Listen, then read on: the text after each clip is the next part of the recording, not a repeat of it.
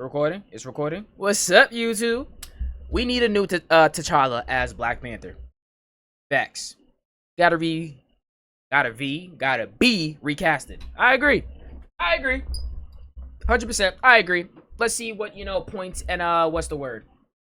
Points and details and explanations my man gonna be giving throughout this video.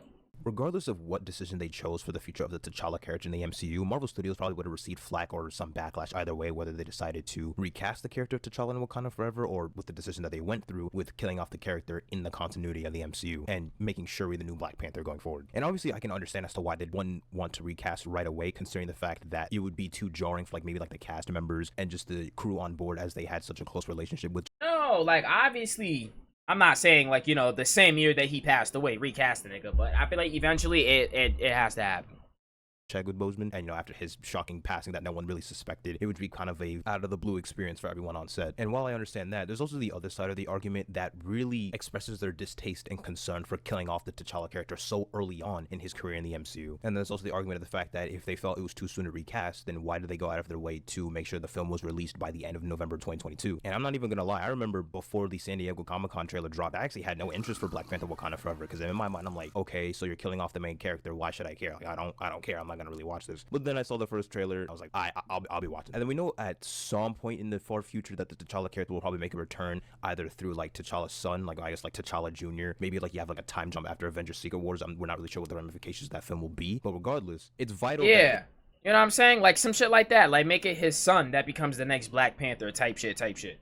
They make an effort to have T'Challa become the Black Panther again and be the center focus of future Wakanda-esque Black Panther films, because there is a lot of missed opportunity with killing such a vital character in your universe. And then you have the issue with that, why killing off one of the most important Black male heroes early on that a lot of people latched onto, because there's a lot of people that can look past the actor's presence. It's just the fact that the character exists and what it means for them. And then I've also seen the argument, it's oh well, it doesn't matter that if they don't decide to recast the T'Challa character because the Black Panther is a mantle, it's passed down. My argument to that argument is that most people who are Black Panther fans are fans of the T'Challa character. They care about future or current Black Panther stories because T'Challa is the main focus. And it's you look at the previous Black Panthers before him, most of them aren't even names you can recognize. There's only a few standout ones that have names, whether it be the first Black Panther or T'Challa's grandfather, T'Chaka or T'Challa, whatever. There's only a hand, you can only count them on your one hand how many are vital to that mythos besides T'Challa himself. And even though Chadwick's performance made that character so special, wait, run that back. What is that? Most people who are Black Panther fans are fans of the T'Challa character. They care about future or current Black Panther stories because T'Challa is the main focus. And it's you look at the previous Black Panthers before. And the Black Panther ones, the ones that when he be having the shit, he be looking hard. Not gonna hold you. That's my favorite design for him. Most of them aren't even names you can recognize. He looks more official too. He looks like a I am a king for real. You know what I'm saying? It gives king.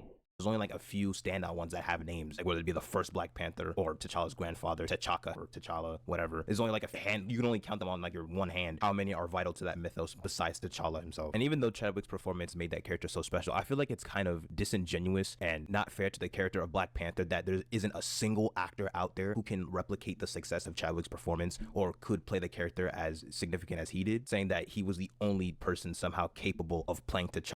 That's what I'm saying. You mean to tell me Chadwick was the only guy capable of playing Black Panther? There's no one else on this planet? Come on, bro.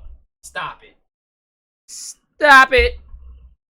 This is kind of baffling to me, the importance of his death and how much of a emotional impact it had amongst audiences in Wakanda Forever. That's why I think after Secret Wars, because they can just do some multiversal shenanigans or whatever, some sort of continuity soft reset. Like I said, I'm just going off of what the comics kind of did. And regardless if it's actually the little kid from the post-credit scene in Wakanda Forever, or if it's just a brand new T'Challa in general, keeping him around the MCU after, let's say, Secret Wars and the Mutant Saga or whatever, not only keeps him relevant, but it gives us the audience a chance to explore more of his character arc that was cut short in the Phase 3, 4 era of the MCU. Imagine us never getting T'Challa and Storm together on screen. Right? That's the on-screen relationship that needs to happen. Storm and Black Panther? Hell fucking yes.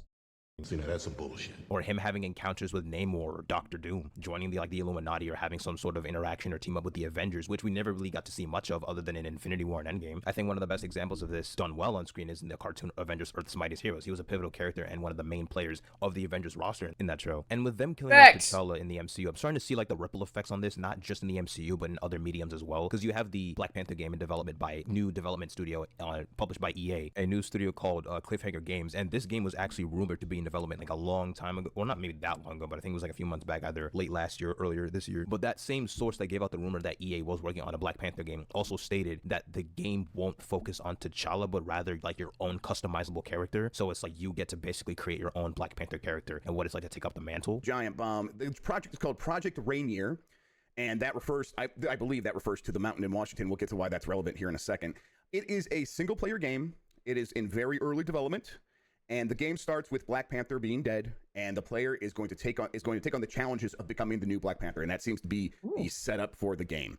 It is very likely being produced by the new Seattle studio that was founded by Mono. It's not confirmed or anything, but it's just one of the rumors that were there, and I hope that's not the case, because personally I would much rather just play a game about T'Challa and create my own, whether it's like they're killing him off in that game as well, or maybe it's like set in the past, like before like World War II, whatever. And then you also have the Captain America and Black Panther hybrid game that isn't about T'Challa either. Since it's set in World War II, it's about Zuri, T'Challa's grandfather. And now in the more recent runs for Black Panther, you have him getting like exiled again from like Wakanda, and him believing that he's not worthy of king or whatever, just like kind of diluting the significance of the character overall. Bro's got beef with his own people, bro's got beef with the Avengers, like bro can't get a break. And then there's also like the ripple effects of like the normies, because like these people think that Black Panther is just a character specific to the MCU, and how that whole like black culture stigma that was going around the first film's release.